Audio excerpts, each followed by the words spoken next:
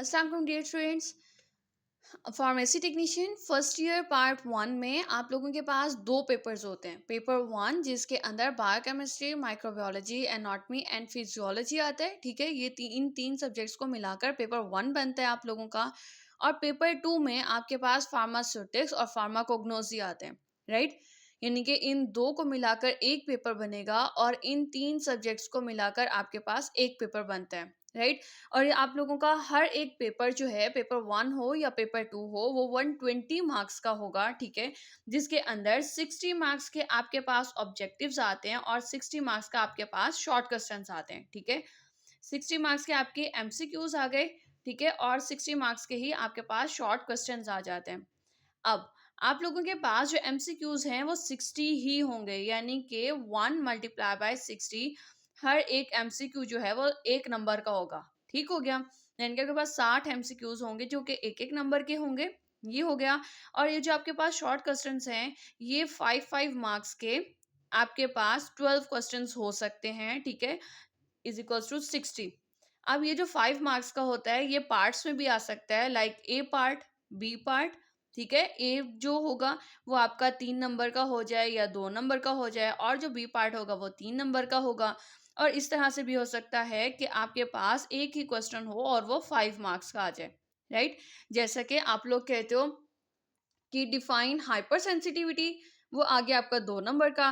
और आप कहते हो right the types of hyper sensitivity, तो वो 3 नंबर का आ जाएगा, जिसके अंदर आप लोग उसकी टाइप्स के नाम लिख दो, उनकी एग्जांपल्स लिख दो, और उसके रिस्पेक्टिव आप लोग जो भी एंटीबॉडीज आती हैं वो लिख दोगे।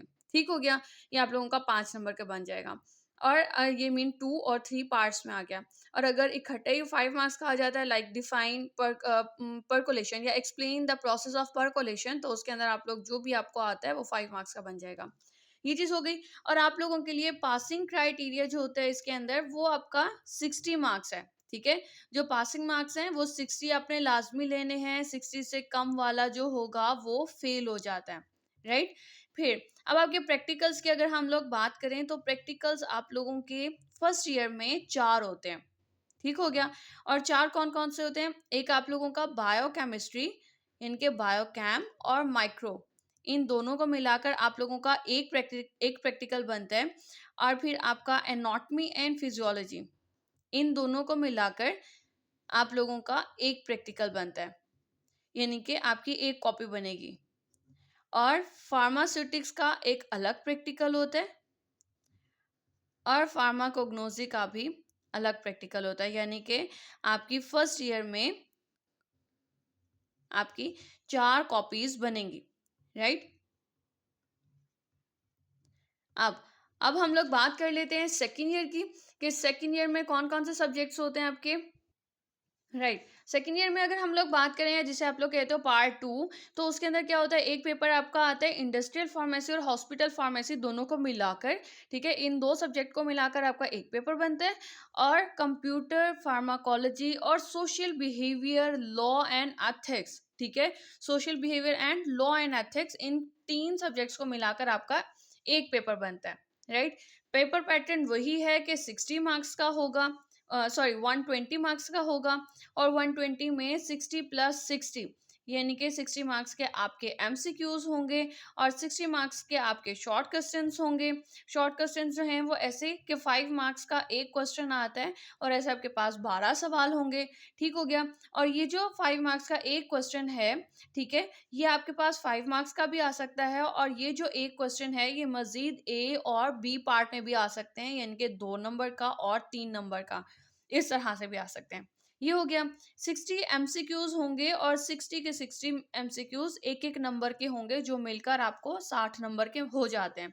इसमें भी अगर आप लोग पासिंग क्राइटेरिया देखो, तो आप लोग वो बच्चे जो कि 60 मार्क्स लेते हैं या 60 से ज़्यादा लेते हैं, वो बच्चे पास हो जाते हैं। और जो 60 नंबर से कम लेंगे वो फेल हो जाते हैं।